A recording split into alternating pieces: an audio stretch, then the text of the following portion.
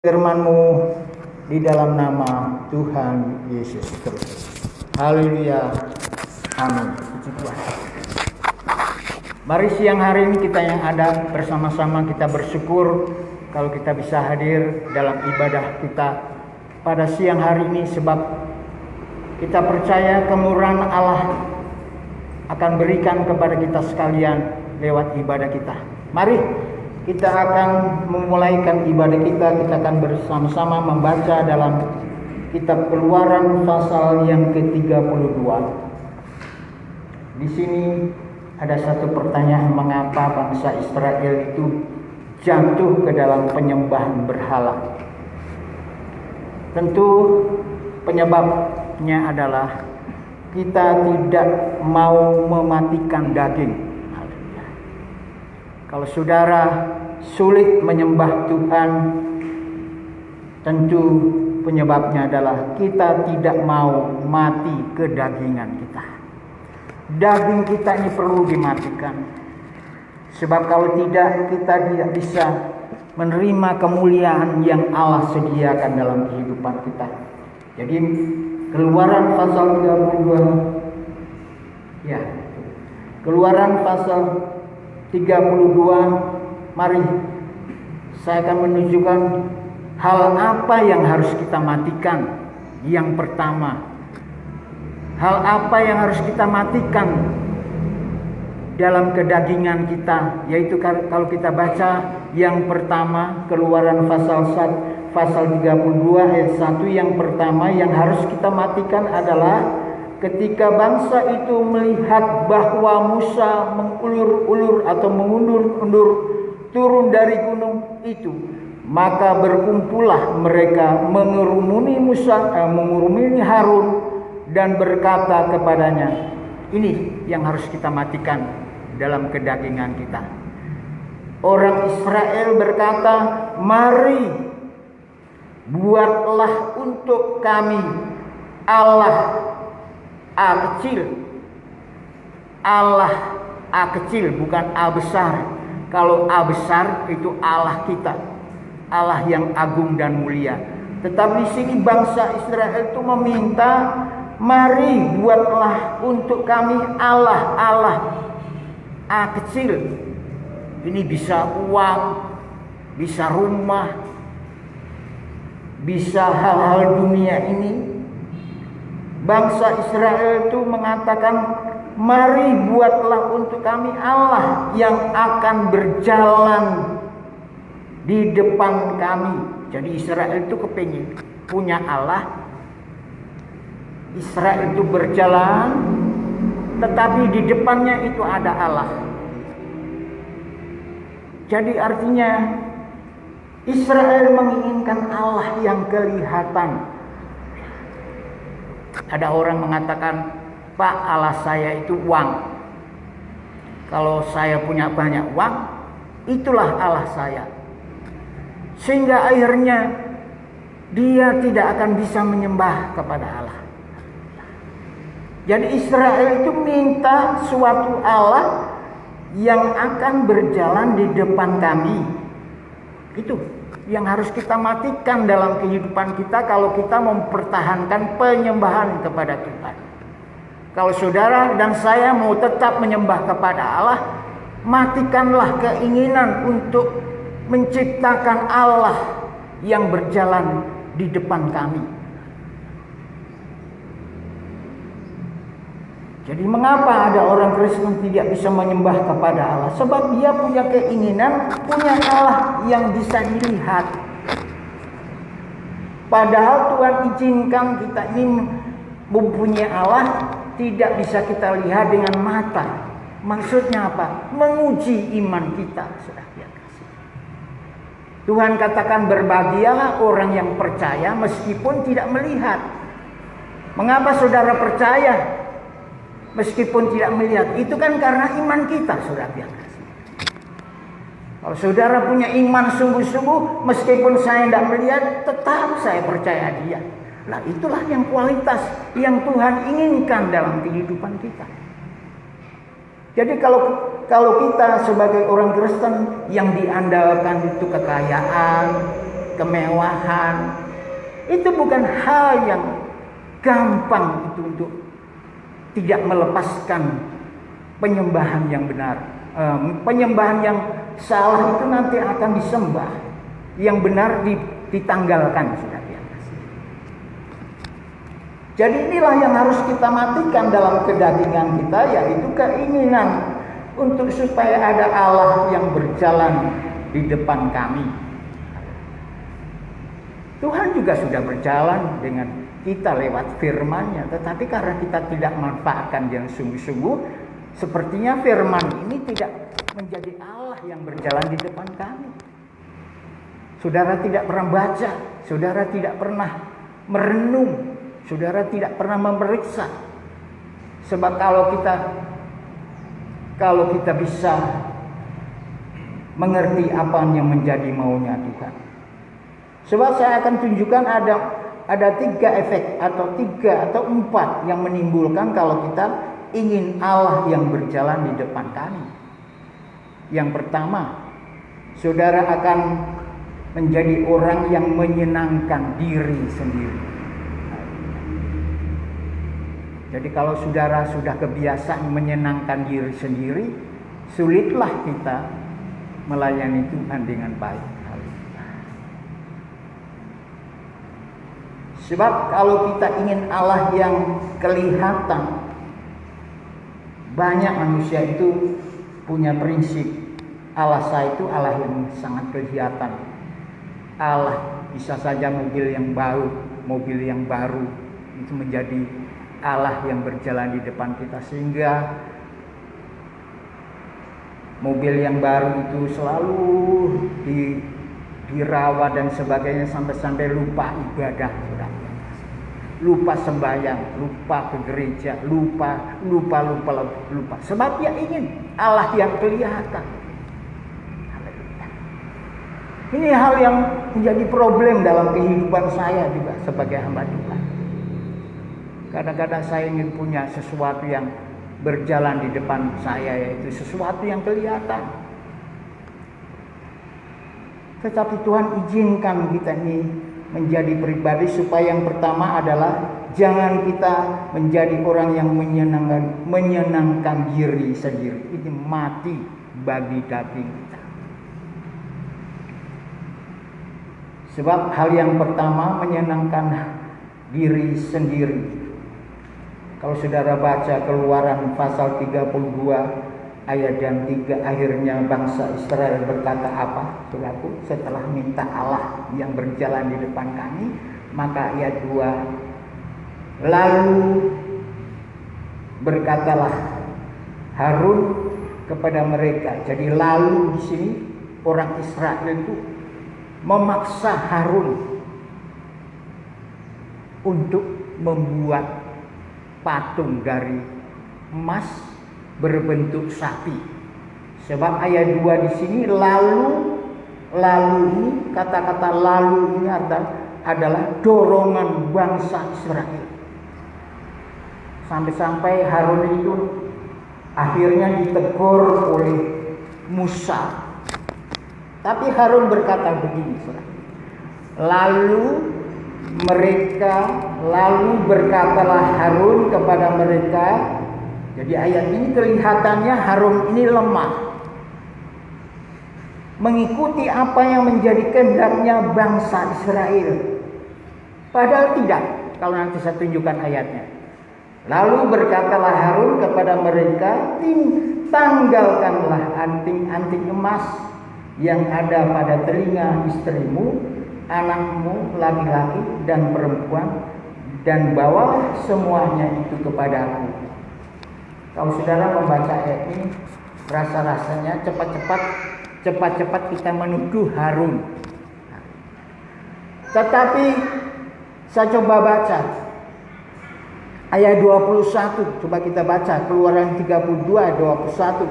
Lalu berkatalah Musa kepada Harun, apakah yang dilakukan bangsa ini kepadamu sehingga engkau mendatangkan dosa yang sebesar itu kepada mereka? Jadi Musa itu mengira Harun yang menjadi penyebab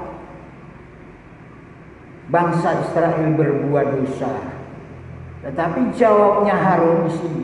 Tetapi jawab Harun, janganlah bangkit marah kepadaku. Jadi Harun berkata, Musa, jangan cepat-cepat marah kepadaku. Engkau sendiri kan tahu bahwa bangsa ini jahat semata-mata. Jadi Harun mengatakan kepada Musa, masa kamu tidak tahu bangsa yang kau pilih? Bahwa mereka itu adalah orang-orang yang keras kepala. Nah, ini harus mati kedagingan kita. Kalau kita menjadi orang Kristen, tetap mempertahankan kekerasan hati untuk tidak taat, saudara, bahaya hidup ini. Harun mengatakan, masa kamu tidak tahu sama orang yang kau pimpin? Orang yang kau pimpin itu keras-keras hatinya. Bangsa Israel itu orangnya itu tegar tengkuk. Jadi kalau dia tidak suka Allah yang tidak kelihatan, dia minta Allah yang bisa dilihat. Dan ini membahayakan, kata Keluaran pasal 32. Kalau keinginan bangsa itu tetap seperti apa yang dia mau, satu waktu dia katakan, aku akan menenggelamkan mereka. Bahkan Tuhan berkata, aku akan menghapus nama yang tertulis dalam kitab buku kehidupan. Mari saudaraku, biar kita berat-berat mengikuti Yesus, mari kita mohon kekuatan supaya kita tidak dihapus nama kita di buku kehidupan. Bagaimana caranya supaya nama kita tidak dihapus dalam buku kehidupan? Mari kita rela mati daging kita supaya kita selamat, suatu kebahagiaan dalam hidup ini. Nanti saya tunjukkan ayatnya. Tuhan berkata ayat 33, tetapi Tuhan berfirman kepada Musa, siapa yang berdosa kepadaku, nama orang itulah yang akan kuhapuskan dari dalam kitab buku kehidupan. Ngeri enggak, saudara? Ngeri, saudara. Itulah sebabnya marilah kita bergumul, meskipun kita ini banyak persoalan yang datang kepada kita. Tuhan, matikan daging ini, saudara. Sebab kalau tidak, sebab saya sudah katakan yang pertama, kalau kita ingin Allah yang kelihatan, saudara akan menjadi orang yang senang menyenangkan diri sendiri. Jangan kalau ada orang menyinggung kita marah. Tetapi kalau kita mengerti firman Allah, inilah bagian proses dalam kehidupan kita. Bahkan saya mau bacakan, berhala kesenangan itu kita baca. Apa itu berhala yang diinginkan oleh Israel? Allah yang berjalan di mukaku ketika aku berjalan. Coba kita baca 1 Timotius.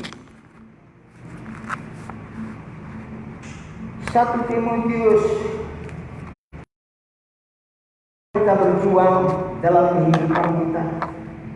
Tuhan itu baik.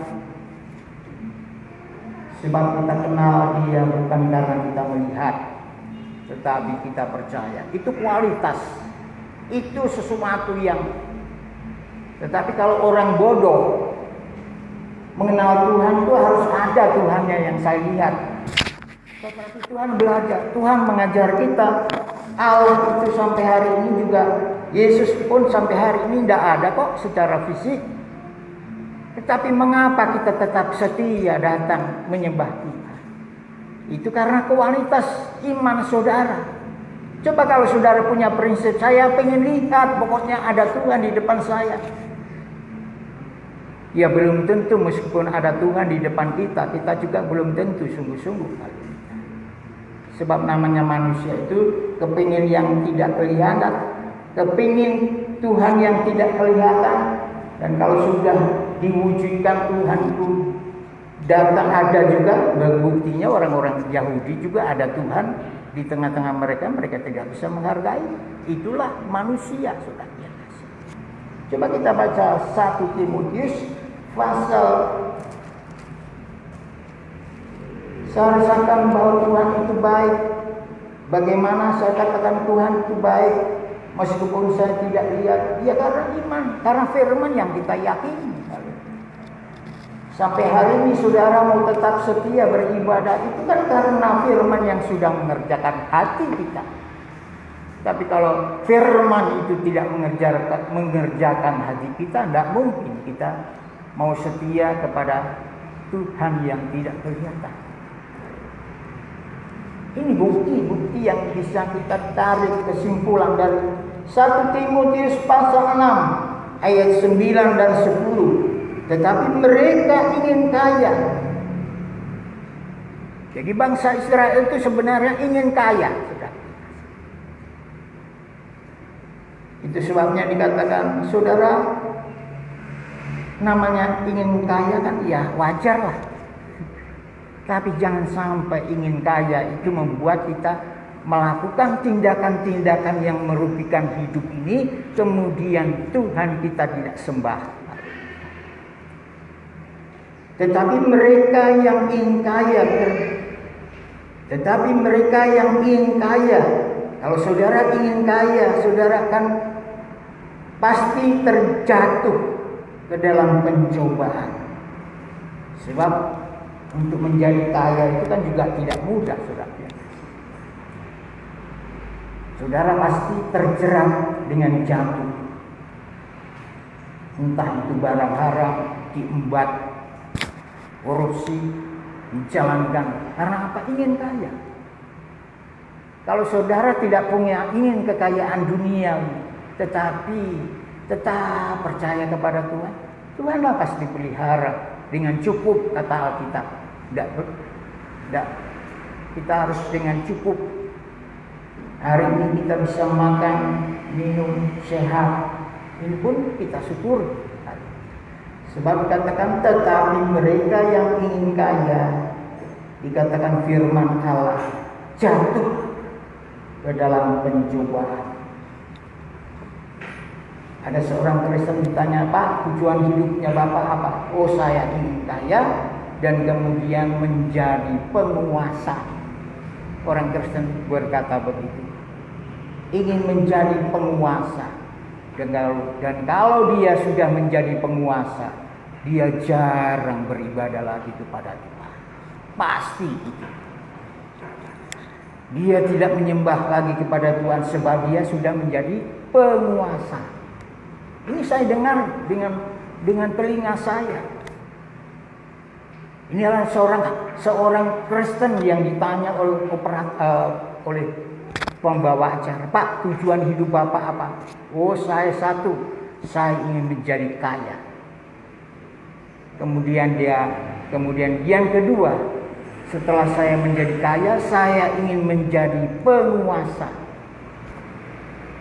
Dan kalau sudah menjadi penguasa, tidak mungkin dia bisa mengasihi Tuhan dengan sungguh-sungguh. Apalagi menjadi penguasa dirinya. Tidak bisa, sulit. Mari kita belajar firman Allah yang sungguh-sungguh, supaya kita ini tidak dihapus nama kita dalam buku kehidupan. Dikatakan tetapi yang ingin kaya terjatuh dalam pencobaan, dan yang kedua ke dalam jerat. Namanya jerat itu artinya mundur, maju kena, mundur kena. Sudah repot sudah. Kalau saudara punya masalah, maju kena, mundur kena, waduh, berat sudah. Terjerat. Satu, jatuh. Kedua, terjerat dalam berbagai nafsu yang hampa dan yang mencelakakan, yang menenggelamkan manusia ke dalam keruntuhan dan kebinasaan. Nama dihapus. Mari kita yang ada ini, biarpun sesuatu yang tidak seperti harapan kita, mari kita berjuang. Ada ayat itu. Karena dikatakan ayat 16, karena akar segala kejahatan cinta uang. Akar segala kejahatan cinta uang. Jadi kalau orang Israel itu minta Allah yang baru, itu waduh, luar biasa. Itu suatu hari kita mohon senantiasa, Tuhan kuatkanlah supaya kita ini mau mati kedagingan kita ini. Supaya apa? Supaya tidak jatuh dalam penyembahan. Karena akar segala kejahatan cinta uang. Sebab oleh memburu uanglah beberapa orang telah menyimpang dari iman.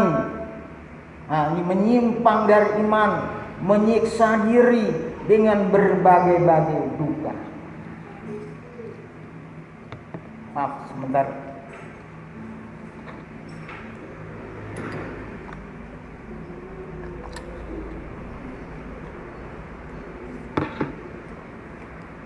Tenggorokan saya kering, saudara.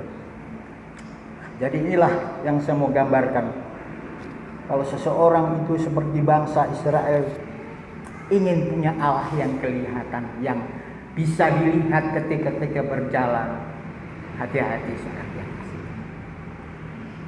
Mari kita hati-hati saling mengingatkan. Saya ingatkan saudara, saudara ingatkan saya ingatkan saudara, supaya tetap nama kita tertulis di dalam buku kehidupan. Kemudian yang kedua, bangsa Israel itu akan terjebak. Jadi yang pertama saya mau bacakan ayat-ayat firman Tuhan 1 Korintus 10 sebagai penguat firman Tuhan. Apa yang ingin saudara inginkan? Allah yang kelihatan. Sebab saingannya Tuhan itu Tuhan dan Mamon. Itu saingannya Tuhan. Tuhan itu memang uang itu kita butuhkan hari-hari untuk makan, belanja dan sebagainya. Tapi iblis juga akan bermain di sana supaya kita ini jadikan dia Allah yang berjalan di depan kita. Kita membaca 1 Korintus pasal 10 ayat 6 dikatakan semuanya ini telah menjadi contoh bagi kita untuk memperingatkan kita supaya jangan kita menginginkan hal-hal yang jahat seperti yang telah diperbuat. Siapa? Orang Israel meminta Allah yang kelihatan. Beda dengan Daud dalam Mazmur 73 ayat 25. Mengapa Daud itu menjadi penyembah Tuhan? Sebab dia katakan, di bumi ini tidak ada orang yang kuingini, hanyalah Tuhan. Daud itu tetap menyembah sebab dia berkata, di bawah kolong langit ini hanya satu yang kuingini, yaitu pribadi Allah. Sehingga dalam Mazmur pasal 78 dikatakan mengapa dia menjadi orang yang menjadi contoh bagi kita. Mari kita baca sedikit Mazmur 78 sebagai ayat poin yang pertama ini. Coba kita lihat Mazmur pasal 78 ayat yang ke-34. Dikatakan, apabila ia membunuh mereka, maka mereka mencari dia. Mereka berbalik dan mengingini Allah. Maka teringatlah bahwa Allah adalah gunung batu mereka, dan bahwa Allah yang maha tinggi adalah penembus mereka. Jadi itu poin yang pertama. Kalau bangsa Israel minta Allah yang kelihatan, dampaknya kita akan menjadi umat yang menyayangi diri sendiri. Kalau kita menyayangi diri kita sendiri, sulit kita melayani Tuhan. Kedua adalah berhala yang diciptakan sendiri itu membuat kita menjadi orang yang terbutakan mata kita. Terbutakan ke rohani. Rohani kita akan buta. Yohanes 12 ayat 37 sampai 40, saudara nanti bisa baca di rumah. Jadi berhala yang diinginkan bangsa Israel itu akan membuat mata kita buta. Yohanes, tidak saya baca supaya cukup saya menyampaikan firman Allah ini. Bahkan dalam 2 Korintus pasal 4 ayat 4, kita akan dibutakan oleh ilah-ilah zaman ini. Zaman sekarang ini penuh dengan ilah-ilah, Allah-Allah lain, Allah-Allah palsu. Dan itu mempunyai kekuatan membutakan. Yang ketiga, ketika Israel itu menginginkan Allah yang kelihatan, maka dikatakan dampaknya yang ketiga, Allah tidak dapat bekerja di dalam kita. Atau kita baca ayatnya, mari kita baca Matius. Kalau Allah yang diinginkan Israel itu Allah yang berjalan di depan bangsa Israel yang diinginkan, itu dampaknya dalam Alkitab itu dikatakan Matius pasal yang ke-6 membuat kita menjadi orang yang Allah tidak dapat bekerja di dalam kita. Karena apa? Matius pasal yang ke-6 dikatakan, Matius pasal yang ke-6 ayat 24, tak seorang pun dapat mengabdi kepada dua tuan. Mengapa saudara tidak boleh punya dua tuan? Sebabnya adalah karena jika demikian, kalau kita punya dua tuan, itu resikonya dikatakan firman Allah, karena jika demikian ia akan membenci yang seorang dan mengasihi yang lain. Jadi waktu Israel minta Allah yang kelihatan, itu mulai bangsa itu mencintai yang lain dan membenci Tuhan. Saudara tidak boleh punya dua tuan. Karena apa? Dampaknya itu membahayakan hubungan kita dengan Tuhan. Matius pasal 6 ayat 24 dikatakan, tidak seorang pun dapat mengabdi dua tuan. Saya tidak boleh punya dua tuan, karena nanti pasti yang satu dibenci, yang satu dicintai. Iya, kalau saya cinta Tuhan. Kalau saya tidak cinta Tuhan, maka saya akan mengadopsi yang saya cinta. Begitulah saudara yang kasih. Kalau Allah itu yang kita cintai, kita adopsi, kita sembah, kita layani. Karena itu dampak kalau kita hanya punya satu Tuhan, yaitu Tuhan Yesus. Jadi kalau bangsa Israel itu mulai ingin keluar dari rencana Allah dengan cara mengingini Allah lain, nah ini sudah tidak mungkin Israel bisa mengasihi Tuhan. Atau ia akan setia kepada seorang dan tidak mengindahkan yang lain. Jadi kalau Tuhan tidak diindahkan, ya dia katakan, ya nanti saya hapus namamu di dalam buku kehidupan. Ini kan perlu kita renungkan, saudara. Dampaknya itu apa? Perlu kita renungkan dengan baik-baik supaya kita, oh Tuhan, sesulit apapun kuatkan. Bahkan saya punya cita-cita, Tuhan, kalau saya nanti Engkau panggil, permintaan saya satu. Saat saya pulang, saya tidak merasa sakit. Maksud saya adalah supaya saya tidak menghujat Yesus. Sebab saya punya teman waktu dia mau meninggal sekarat, dia hujat Yesus. Karena apa? Tidak kuat dengan sakit. Saya pikir-pikir, Tuhan, kalau Engkau masih izinkan saya hidup, saya mau melayani Tuhan.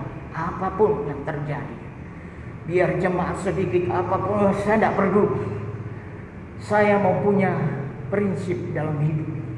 Tuhan, jangan sampai aku meninggalkan Engkau. Sebab ini dampaknya kekal, saudara yang kasih. Kadang-kadang ada umat Tuhan meremehkan itu. Oh, enggak apa-apa, enggak setia, enggak apa-apa. Tetapi padahal kalau kita tahu dia itu, dikatakan firman Tuhan sudah seperti itu. Itu sebabnya pada siang hari ini berkumpulanlah. Jadi saya mau pindah pada yang poin kedua sudah. Kita harus mau mati kedagingan kita. Jadi kita harus mau mati dengan kedagingan kita. Yang kedua, kalau saya kembali ke Keluaran pasal 32. Kitab Keluaran pasal 32 ayat yang ketiga. Lalu kata lalu. Coba sedikit kecilkan lagi ya. Ya. Lalu seluruh bangsa itu menanggalkan anting-anting emas yang ada pada telinganya. Ini. Lalu seluruh bangsa itu menanggalkan anting-anting. Mengapa Israel menanggalkan anting-anting? Sebab apa yang diinginkan sudah mulai ada jalan terbuka. Bangsa Israel itu sudah merasa, wah, Harun sudah merestui. Padahal tidak. Harun sudah memberi kesempatan, ide baru. Lepaskan anting-anting, kemudian Israel itu merasa bahwa dia mendapat restu dari Harun. Padahal kan tidak.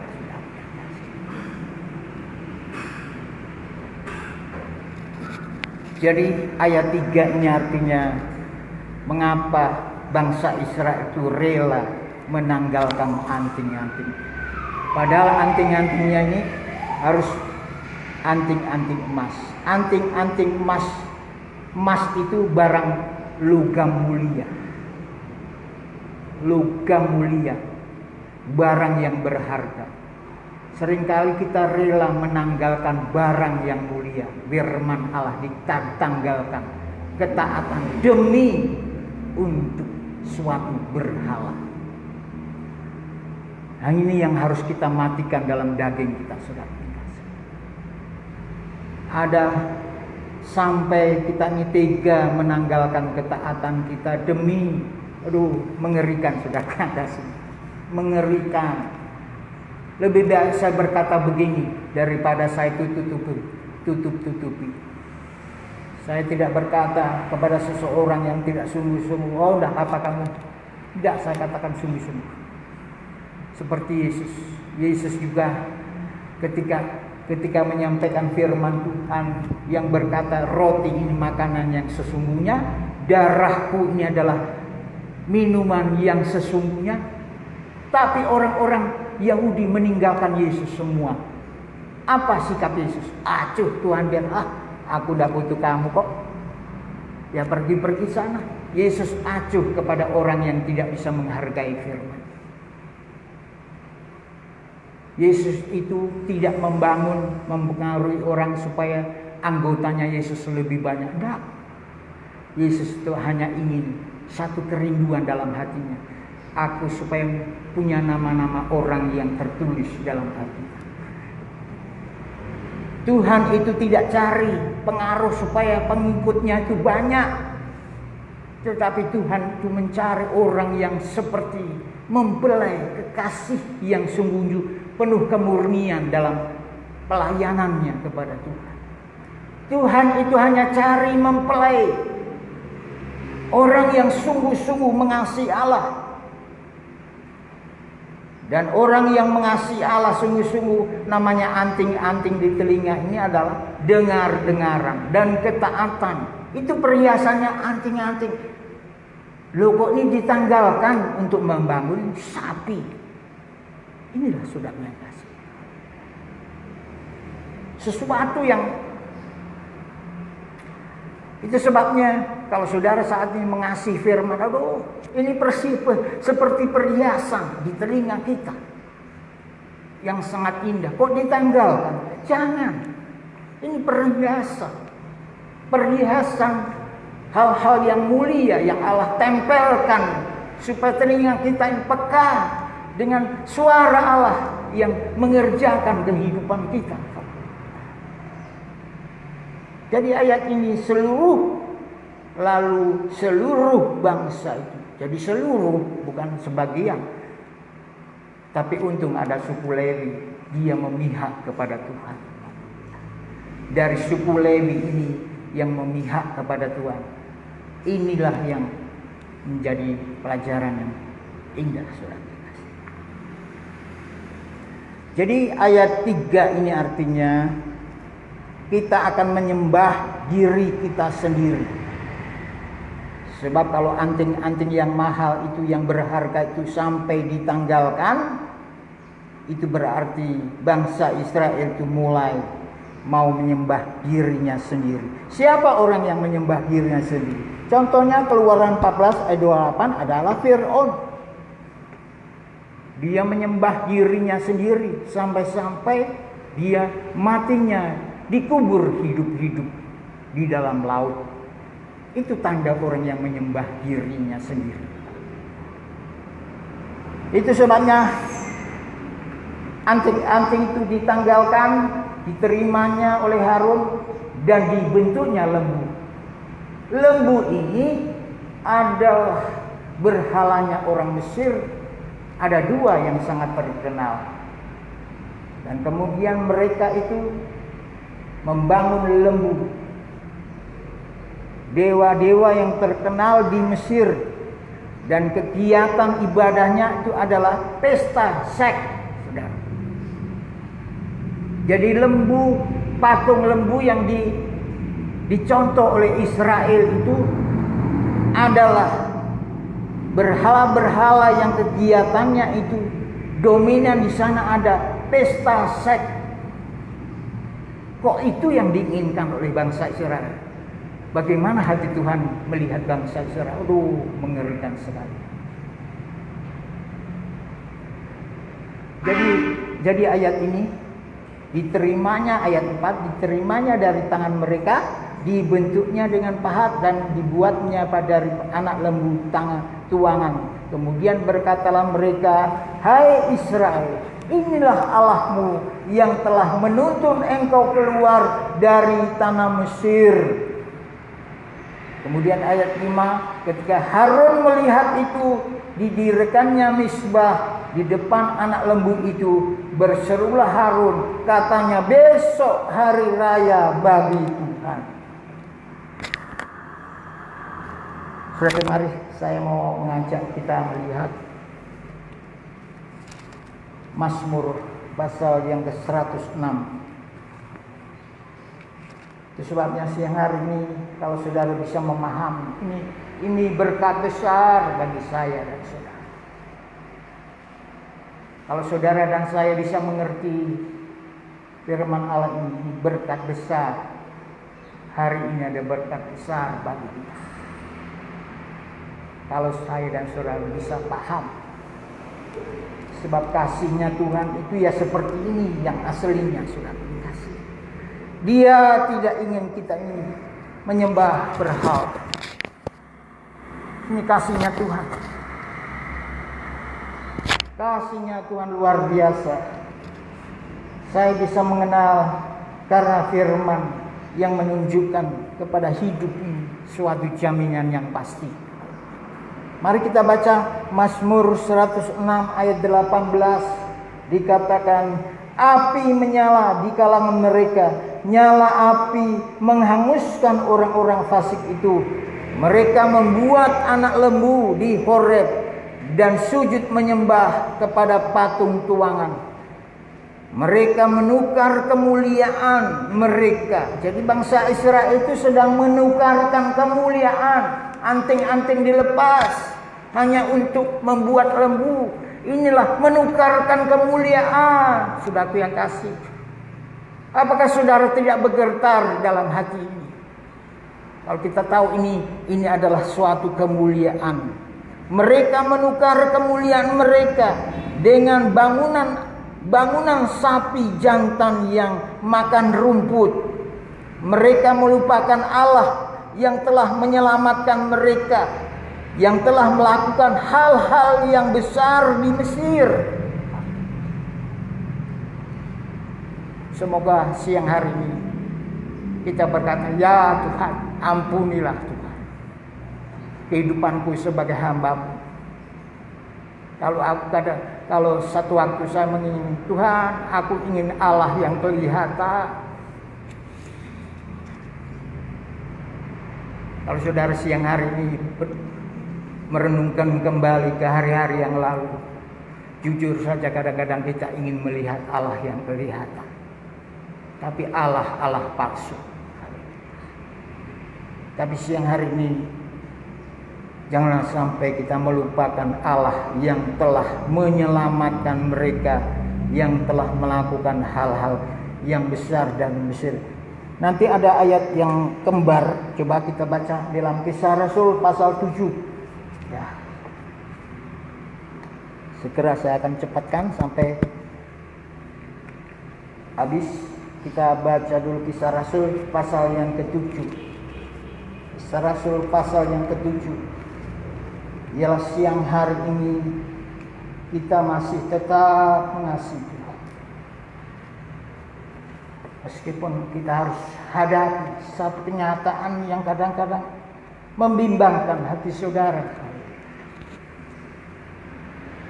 Apa yang membimbangkan hati saudara pada siang hari? Mari kita jatuh di bawah kaki Tuhan. Sebentar kita menyembah. Tuhan, kuatkan aku di dalam aku melayani-Mu. Biarlah Roh Kudus menyentuh hati kita. Dan kalau Roh Kudus menyentuh hati kita, tidak ada kita yang tidak bahagia. Sebab Dia sedang ingin supaya di telinga kita itu ada anting-anting emas, logam mulia, menempel di telinga supaya tidak terlepas. Tetapi akibat keinginan daging seringkali terlepas dari telinga kita. Kita tidak taat lagi kepada Tuhan. Di tengah-tengah Tuhan memberikan kemuliaan. Coba kita baca Kisah Rasul pasal 7 ayat yang ke-41 berbunyi demikian. Lalu pada waktu itu mereka membuat sebuah anak lembu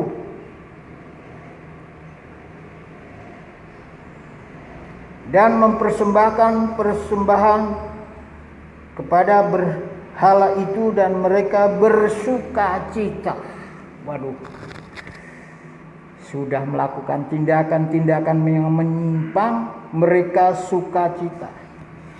Banyak orang bersuka cita ketika dia melakukan kesalahan yang besar terhadap Allah yang harus kita sembah. Ada orang yang bersuka cita ketika dia meninggalkan Tuhan. Tetapi kalau kita siang hari ini merasa, Tuhan tolong jangan sampai saya itu. Kalau saudara membaca ayat ini, ketika mereka menyembah berhala, mereka bersuka cita.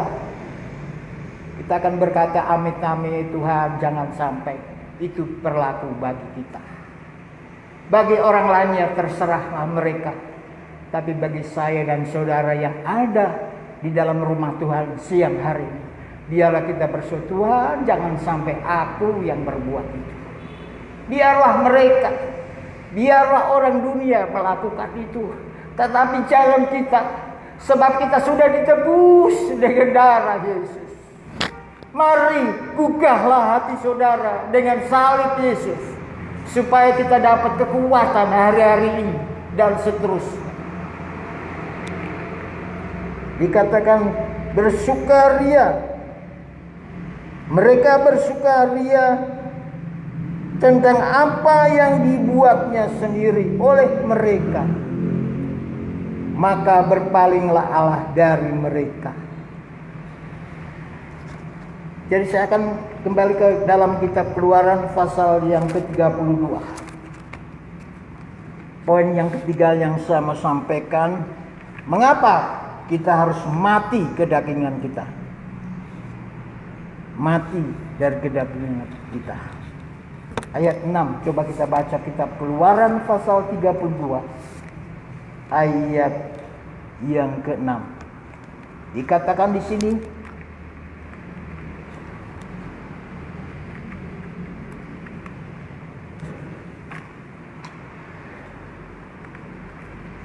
Keluaran pasal 32 ayat 6.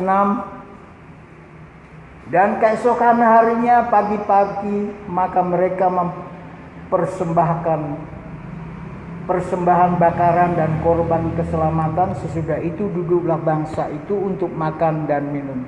Kemudian bangunlah mereka dengan bersukaria.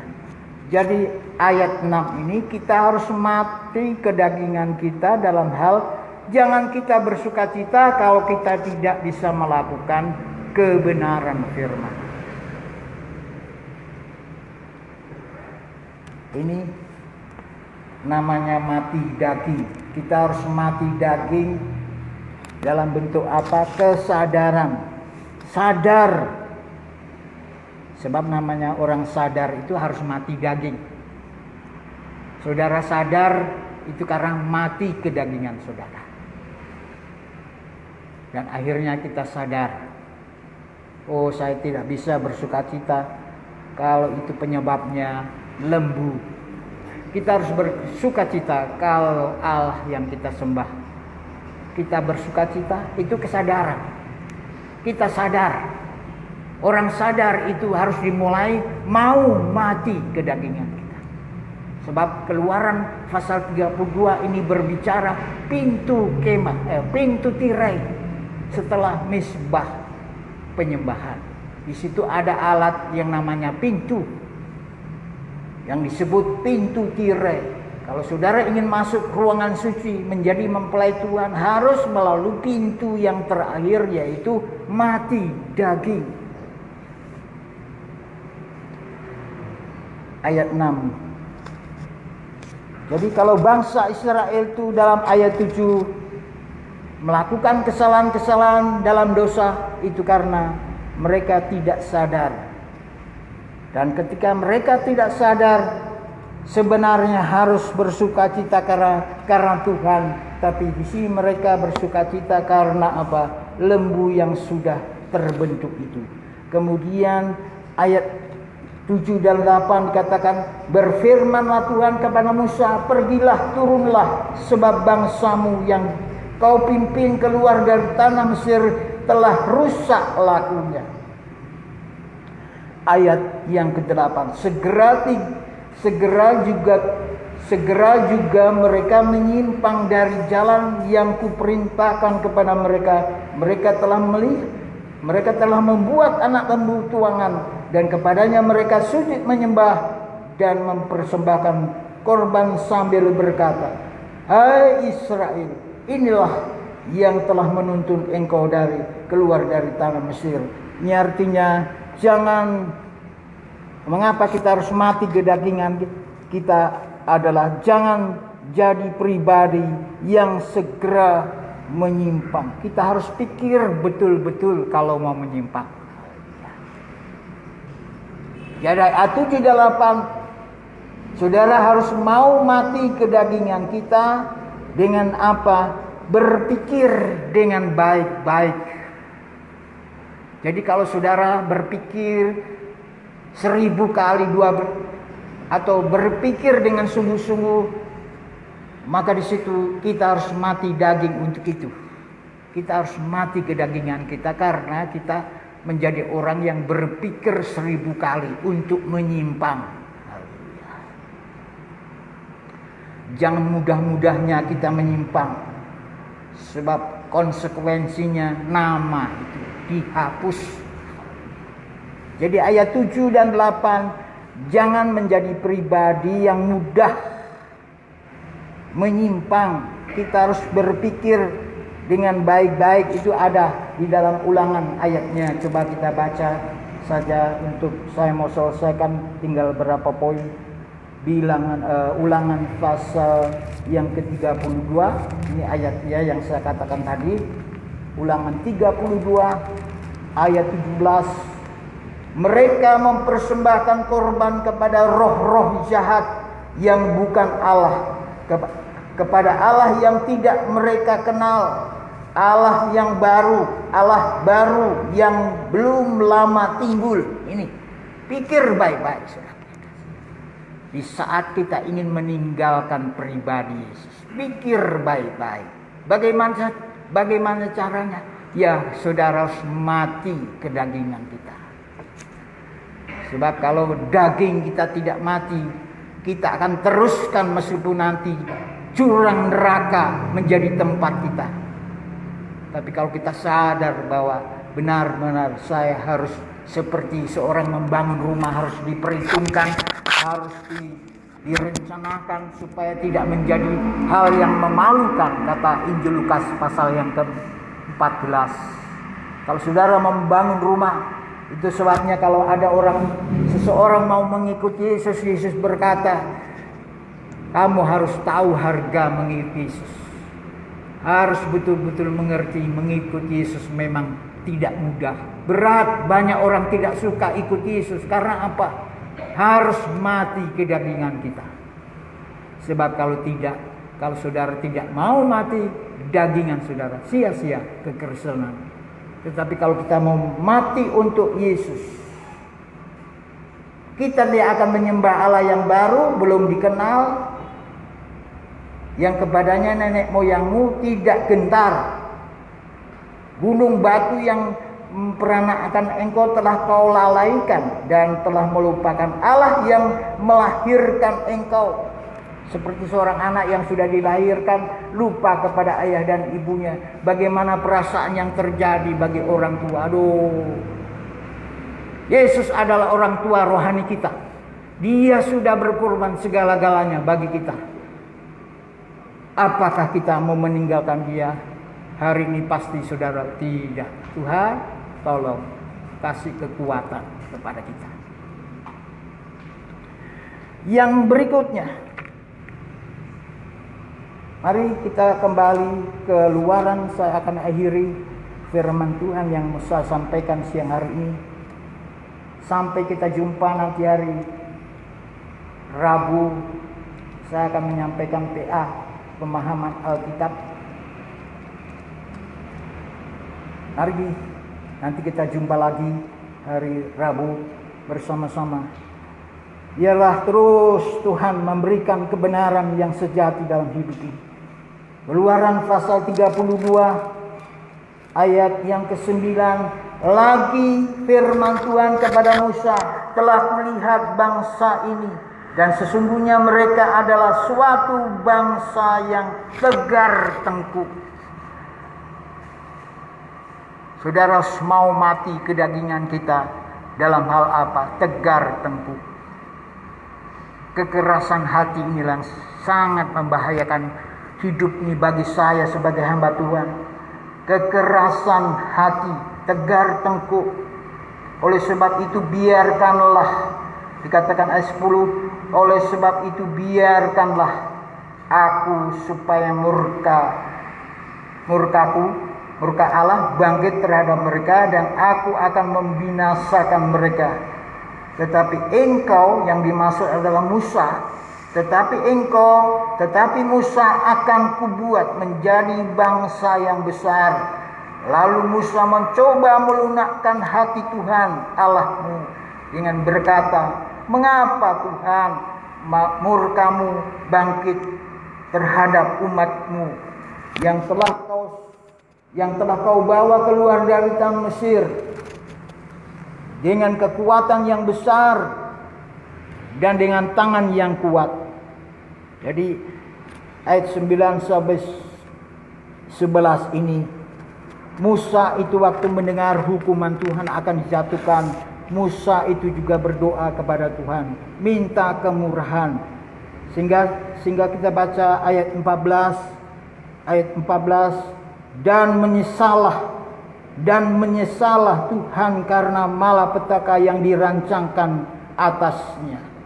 Jadi kita harus mau mati kedagingan kita. Karena apa? Karena kita supaya bisa menghargai kemurahan Tuhan. Jadi ayat 14 ini ayat kemurahan Tuhan. Dan kalau Tuhan memberikan kemurahan kepada kita, itu suatu tugas untuk bagaimana kita menjalankannya itu dengan cara apa? Mau mati kedagingan kita. Kalau saudara dan saya mau mati kedagingan kita, maka namanya kemurahan itu tidak akan kita sia-siakan.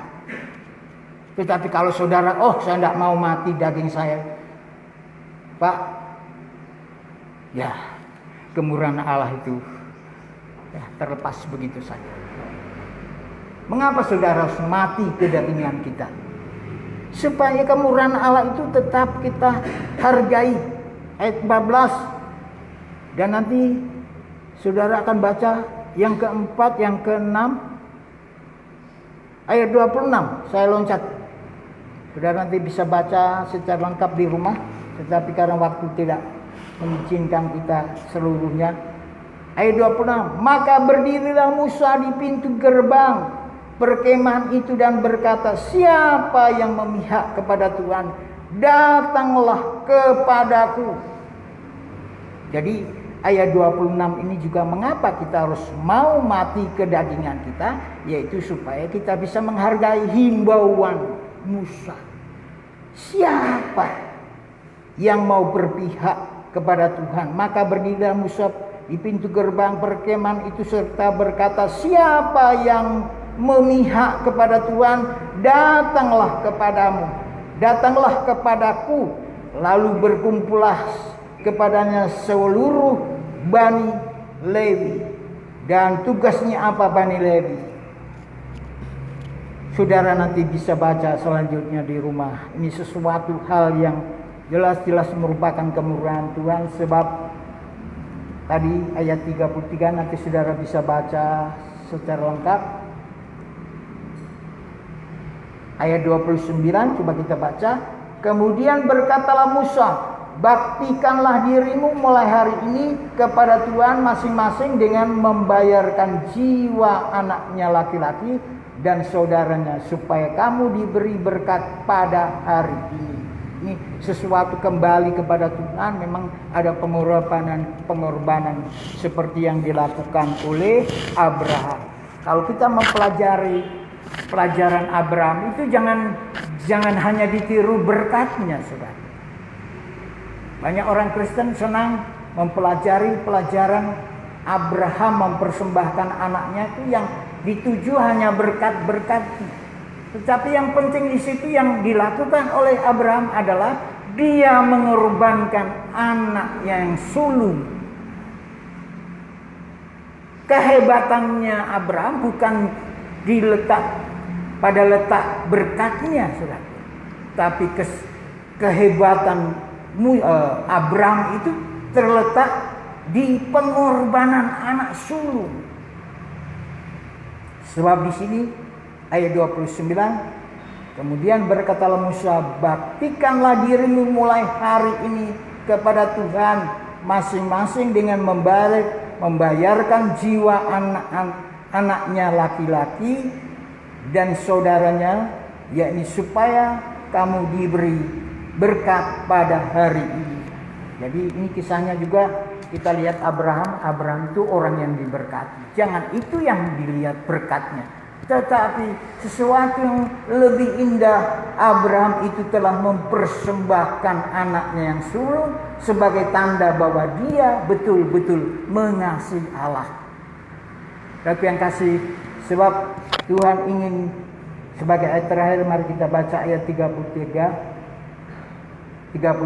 tetapi sekarang kiranya engkau mengampuni dosa mereka itu, dan jika dalam kitab yang telah kau tulis, tetapi Tuhan berfirman kepada Musa, siapa yang berdosa kepadaku, nama orang itu yang akan kuhapuskan dari dalam kitabnya. Jadi Tuhan itu Tuhan yang sungguh-sungguh menegakkan pengajaran yang benar. Kita harus mati kedagingan. Kalau kita sebagai ayah, sebagai ibu, kita memberikan didikan kedisiplinan kepada anak kita, Dan saat anak kita tidak mau mengikutinya, seringkali kita berkata, ya sudah, kita longgarkan. Tetapi Tuhan yang kita sembah, Dia tetap mengatakan siapa yang berdosa, dialah nanti yang dihapus. Bahwa Tuhan itu adalah Tuhan yang tetap. Itu sebabnya ayat 33 ini juga, mengapa kita harus mati kedagingan kita? Sebab di sini ada suatu peringatan yang sangat-sangat menentukan bagi kehidupan kita. Tetapi kalau kita mau bertobat, tetap mengasihi Tuhan kita ini, saya yakin Keluaran 32 ini dalam tanda pintu tirai bagi kehidupan ini. Sekianlah firman Tuhan yang saya sampaikan. Biar Tuhan memberkati kita sekalian. Dan sampai kita jumpa pada hari-hari yang datang. Tuhan Yesus memberkati. Mari kita nyanyikan satu pujian, kita bangkit berdiri. Kita nyanyikan waktu Tuhan, waktu yang terbaik. Kita bangkit berdiri bersama-sama dan kita mohon kemurahan daripada Tuhan. Setiap firman-Nya yang disampaikan oleh pribadi Tuhan. Haleluya.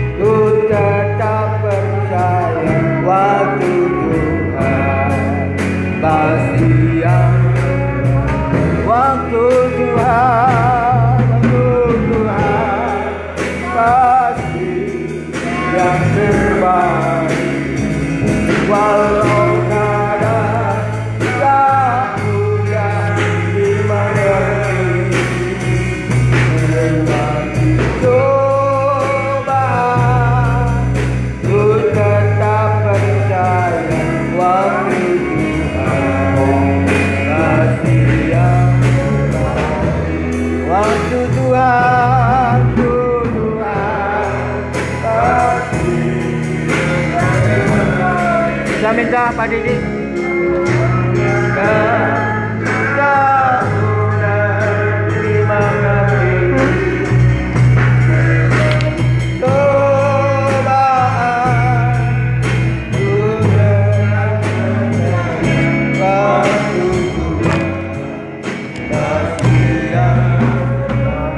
Sekali lagi. Semuanya.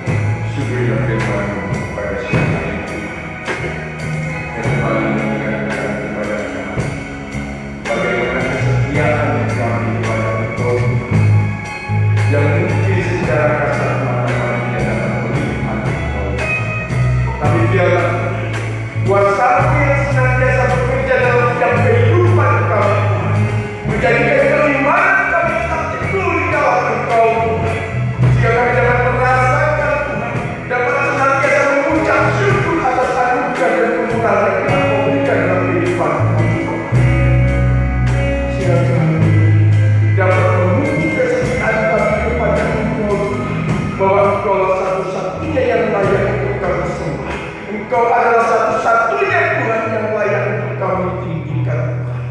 Sehingga ini menjadi sukacita di dalam hati, sehingga Engkau senantiasa dapat mencurahkan berkat di dalam setiap kehidupan kami. Terima kasih untuk firman-Mu. Engkau berkati hamba-Mu yang sudah menyampaikannya buat kami. Pakai kehidupan yang lebih heran lagi untuk kemuliaan dan kebesaran nama-Mu, Tuhan. Terlebih untuk pembukaan dasar firman-Mu. Segala sakit penyakit yang mereka alami, Tuhan, yang Kau berikan, Kau cabutan, sehingga Kau memberikan kesembuhan yang biar untuk kemuliaan tersebut. Terima kasih Tuhan, terima kasih Tuhan. Semuanya besarkan dalam kuasa-Mu, Tuhan. Segala doa dan ucapan syukur kami alaskan di dalam nama Tuhan Yesus Kristus. Dan setelah kami akan membuka persembahan Tuhan untuk pekerjaan di dunia yang Kau berkati, sehingga apa yang kami persembahkan itu menjadi persembahan yang baru, sehingga boleh Kau pakai untuk kebesaran nama baik di dunia ini. Terima kasih Tuhan. Dalam nama Tuhan Yesus Kristus. Haleluya. Amin. Tuhan, sudah mendengar firman Tuhan. Kita akan mendengar firman Tuhan yang kita bukan persembahan kita, dan kita akan sampai dengan satu pujian dengan gambus dan kecapi dan disambung dengan bukan menarik.